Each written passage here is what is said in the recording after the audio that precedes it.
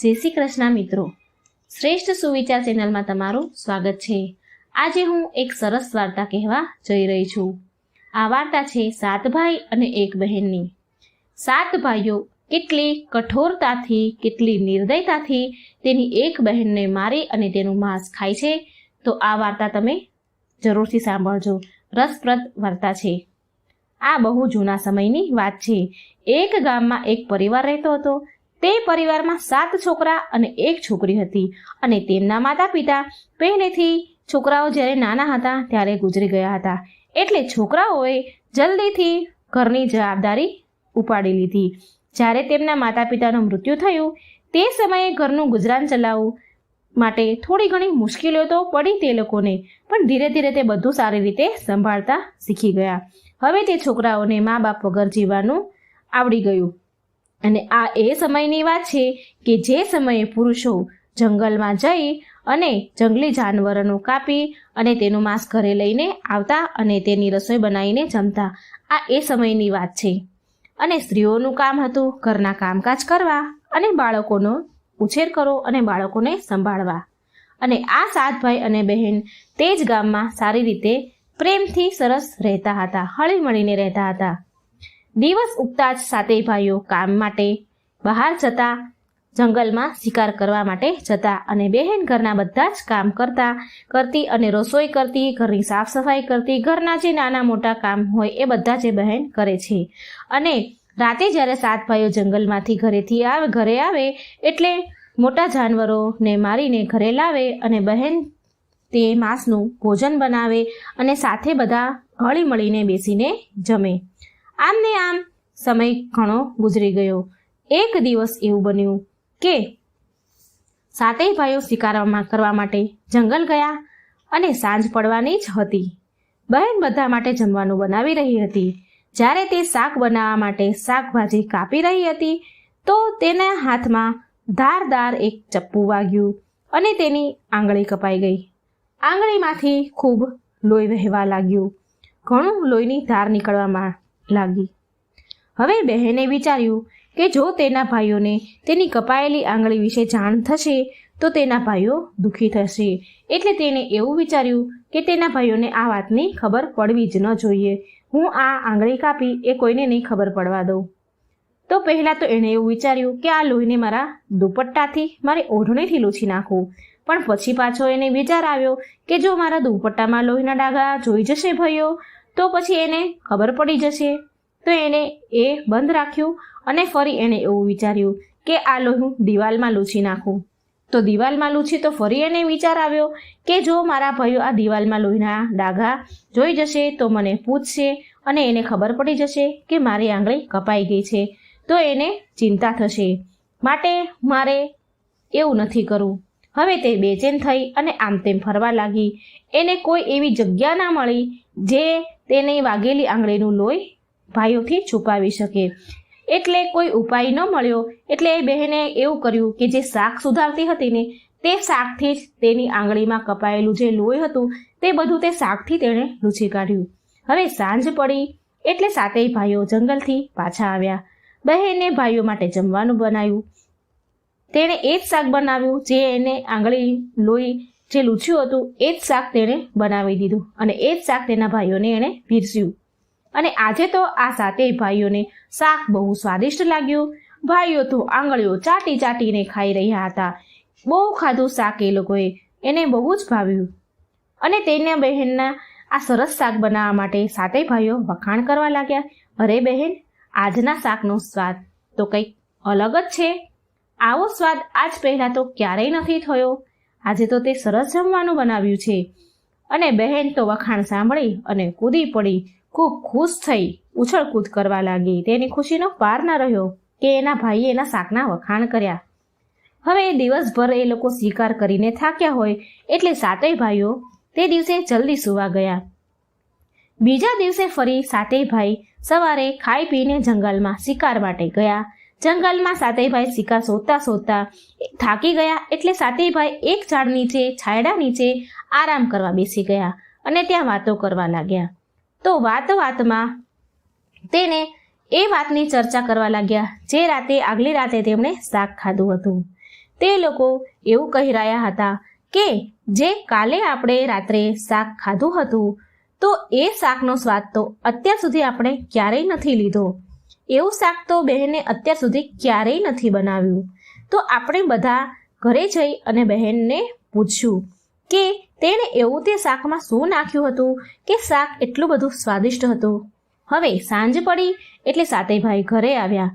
સાંજે બહેનનો હાલચાલ પૂછ્યો અને પાછું પૂછ્યું કે મારી પ્યારી લાડલી બહેન, તે કાલે રાતે શાકમાં એવું તે શું નાખ્યું હતું કે શાક એટલું બધું સ્વાદિષ્ટ હતું, અમને એટલું બધું ભાવ્યું કે એનો સ્વાદ હજી અમારા જીભમાં અને અમારા મગજમાં ચડી ગયો છે.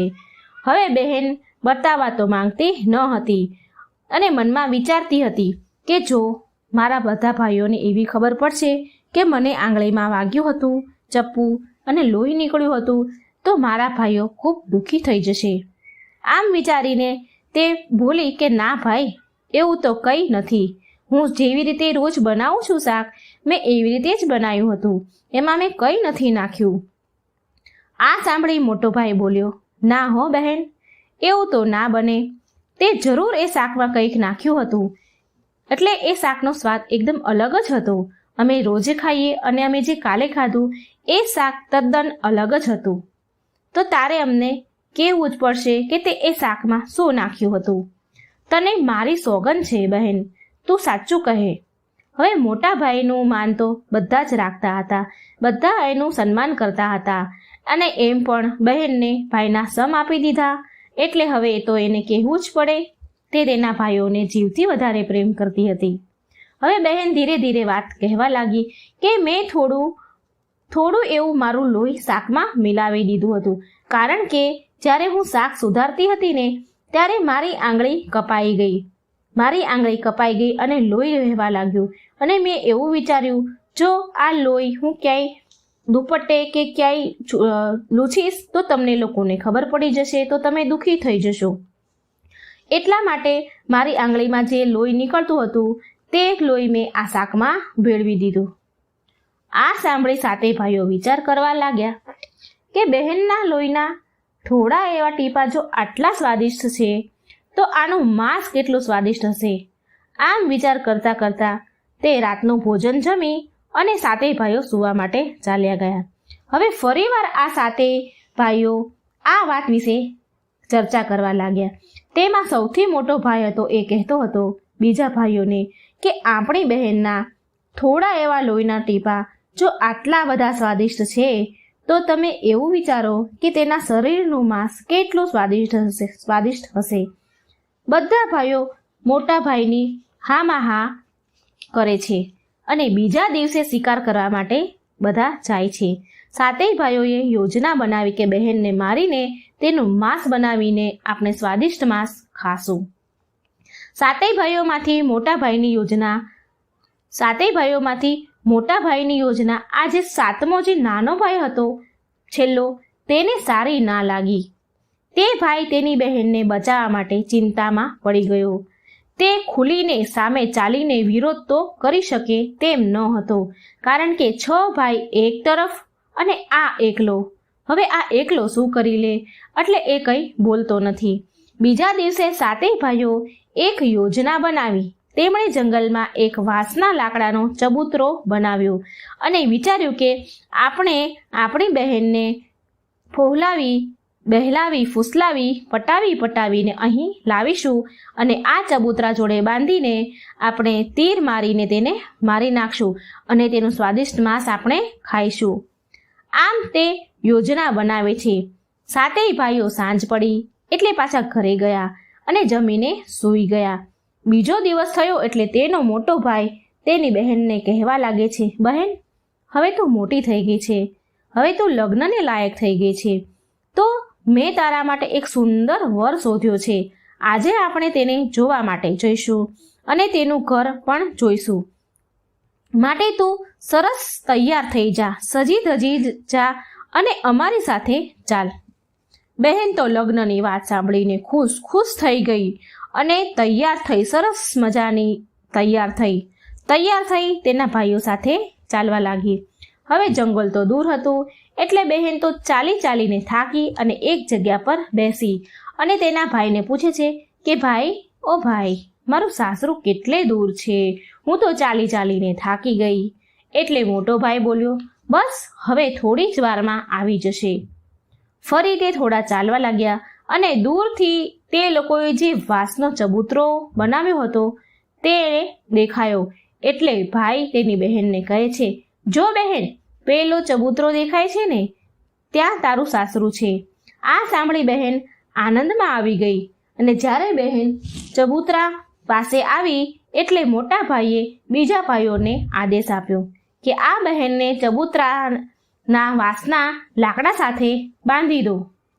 આ સાંભળીને બધા ભાઈઓએ તેની બહેનને પકડી અને વાંસના લાકડા સાથે બાંધવા લાગ્યા. હવે બહેનના તો પ્રાણ એમ જ ઉડી ગયા. અરે, એની બહેન તો હાંકળી બાકળી થઈ ગઈ. તેના ભાઈઓને તે વાંસના લાકડા સાથે તેના ભાઈઓ તેને બાંધતા હતા એટલે તે તો હાહાકાર મચાવવા લાગી. તેનું હૃદય તો ધ્રુજી ઉઠ્યું, કાપી ઉઠ્યું. તે જોર જોરથી ચીસો પાડવા લાગી, બૂમો પાડવા લાગી. પણ જંગલ હોય તો ત્યાં મદદ પણ કોણ કરે? ત્યાં હોય પણ કોણ? એનું સાંભળે પણ કોણ? તે તો રડે છે, ખૂબ પોકાર કરે છે, ભાઈઓને કરુણા અવાજથી કહે છે, પણ કોણ સાંભળે? ભગવાનને હવે યાદ કરે છે કે હે ભગવાન, હવે તમે જ મારો સહારો છો, તમે જ મને બચાવો. મારા સાતેય ભાઈઓ મને મારી નાખશે. આ સાતેયમાંથી કોઈને પણ મારા પર દયા નથી આવતી, મારા જોડે પ્રેમ નથી. હે ભગવાન, મારી મદદ કરો. બહેનના આવા પોકારથી સાતમો ભાઈ, જે નાનો ભાઈ હતો, તે તડપવા લાગ્યો. તેનું હૃદય કાંપવા લાગ્યું. તે તેના 6 ભાઈઓ સામે પડવાનો, વિરોધ કરવાનો તેનામાં સાહસ ન હતું. તે 6 ભાઈઓ સામે લડી શકે તેમ ન હતો. માટે નિર્દયી થઈને તે પણ બહેનને બાંધવા લાગ્યો. મોટા ભાઈએ બીજા 6 ભાઈઓને આદેશ આપ્યો કે બહેન પર હવે તીર ચલાવીને વાર કરો.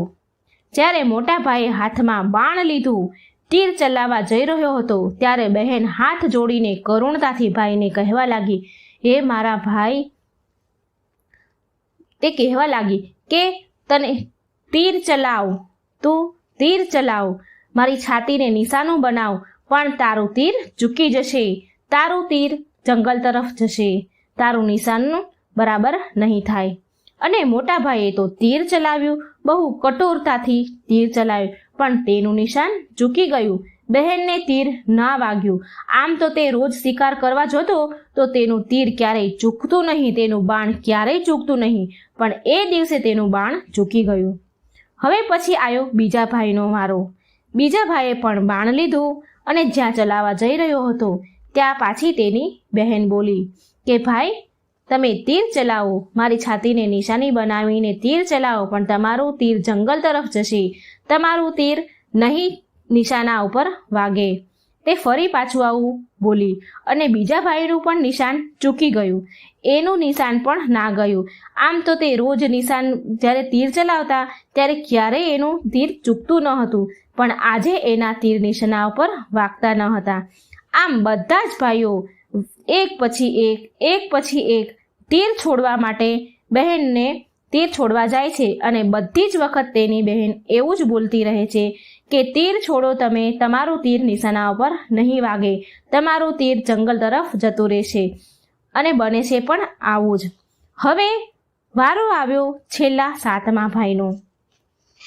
7મા ભાઈનો વારો આવ્યો એટલે આ 6 ભાઈ એવું બોલ્યા કે પૂરી તાકાતથી, પૂરી મહેનતથી નિશાન લગાવજે અને એક જ વારમાં બહેનને મારી નાખજે.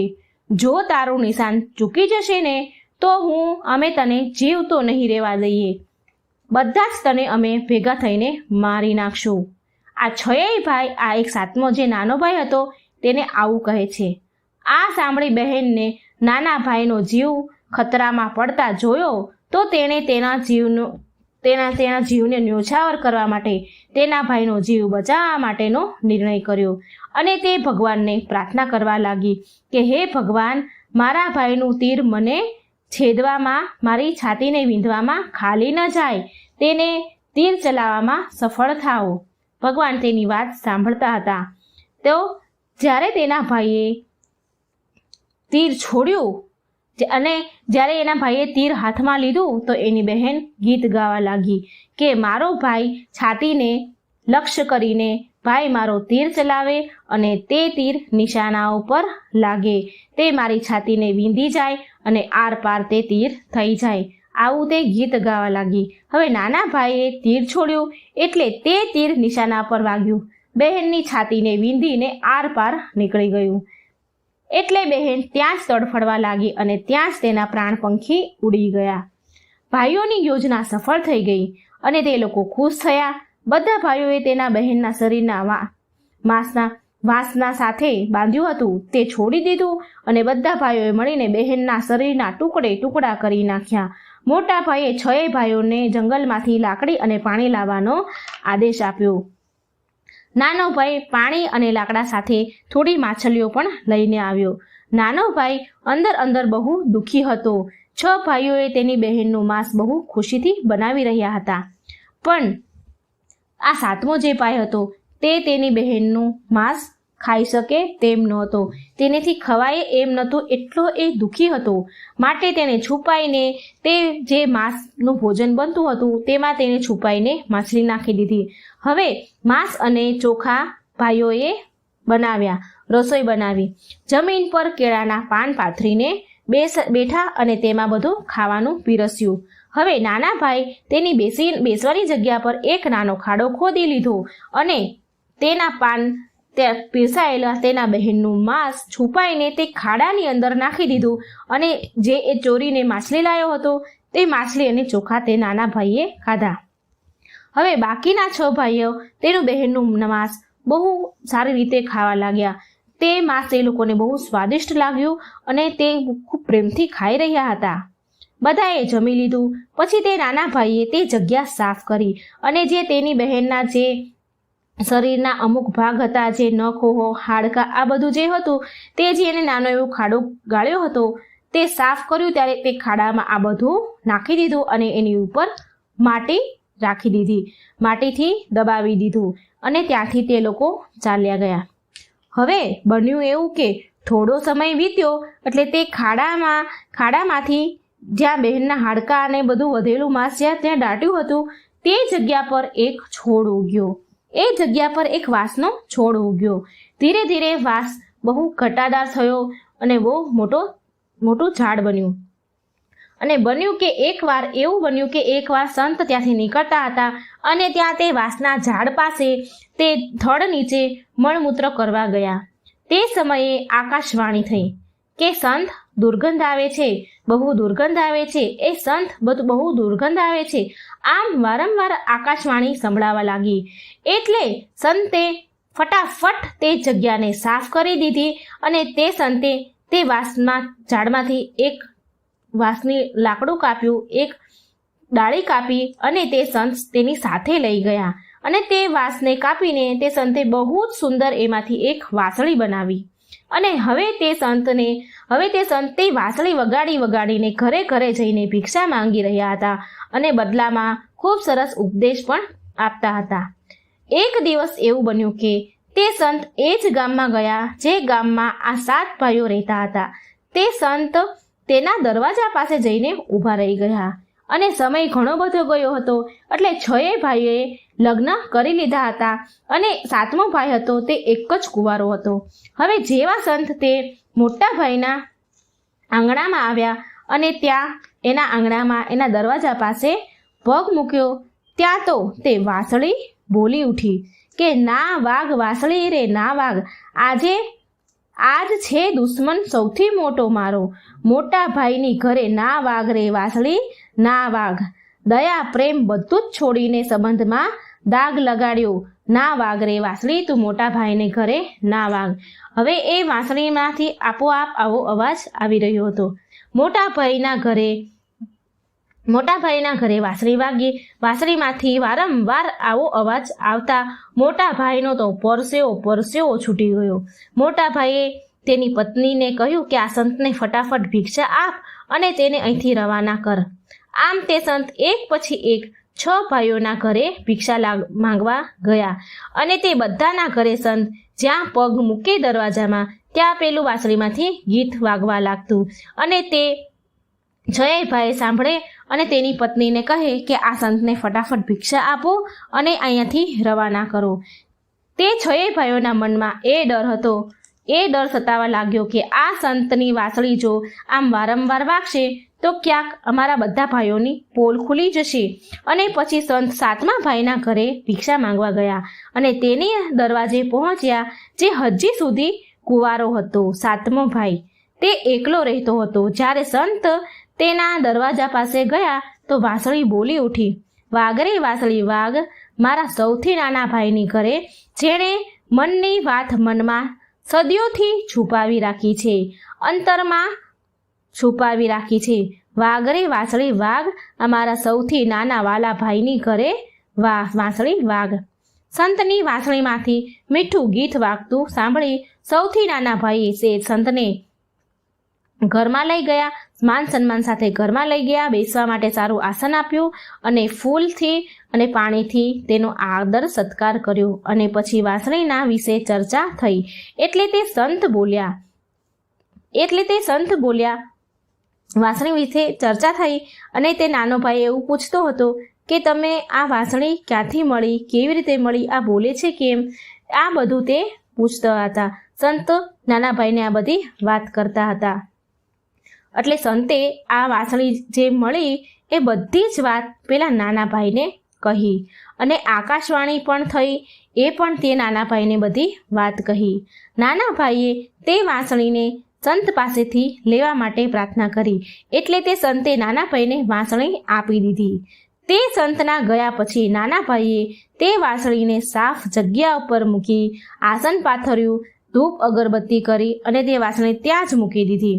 થોડા દિવસ પછી નાના ભાઈના ઘરમાં પરિવર્તન થવા લાગ્યા. જ્યારે તે ભાઈ કામ કરીને રાત્રે ઘરે આવે એટલે ઘર સાફ સુથરું થઈ જાય.